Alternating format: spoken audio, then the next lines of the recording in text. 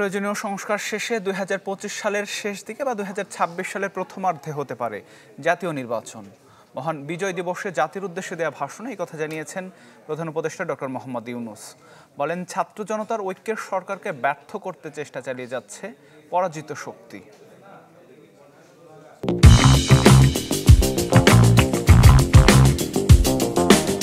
জাতির এক বিশেষ দিন, বিজয় দিবস।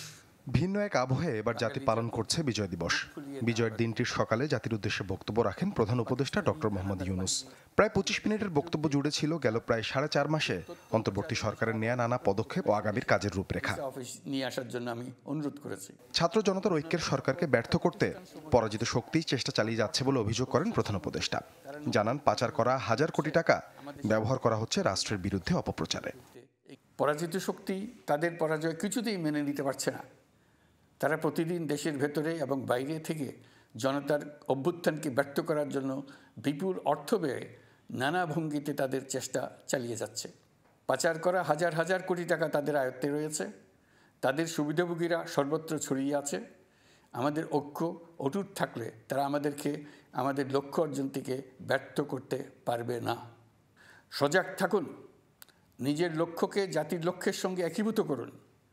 পৃথিবীর কোনো শক্তিই আমাদেরকে আমাদের লক্ষ্য অর্জন থেকে বিচ্যুত করতে পারবে না। দায়িত্ব নেয়ার পর এই সরকারের মেয়াদ নিয়েছিল সবার জল্পনা কল্পনা। বক্তব্যে প্রথমবারের মতো নির্বাচনের সম্ভাব্য সময় ঘোষণা করেন ডক্টর ইউনূস। সবকিছুই সমসাপেক্ষ ব্যাপার।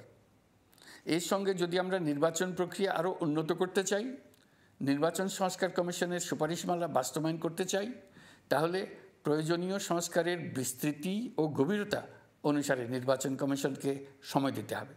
মোটা দাগে বলা যায়, ২০২৫ সালের শেষ দিক থেকে ২০২৬ সালের প্রথমার্ধের মধ্যে নির্বাচনের সময় নির্ধারণ করা যায়। সংস্কারের জন্য প্রথম পর্যায়ে গঠন করা ৬টি কমিশনের সমন্বয়ে একটি জাতীয় ঐক্যমত্য কমিশন গঠনের ঘোষণা দেন প্রধান উপদেষ্টা।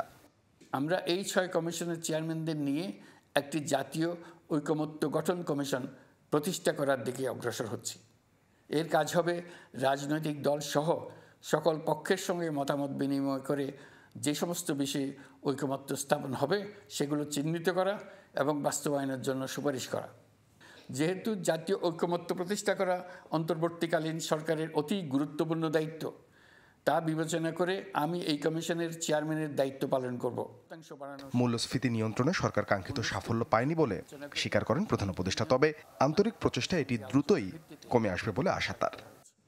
মূল্যস্ফীতি নিয়ন্ত্রণে সরকার আন্তরিকভাবে কাজ করছে, স্বীকার করতে দ্বিধা নেই। এক্ষেত্রে কাঙ্ক্ষিত সাফল্য আমরা এখনও পাইনি, তবে আমার বিশ্বাস মূল্যস্ফীতি শিগগিরই কমে আসবে।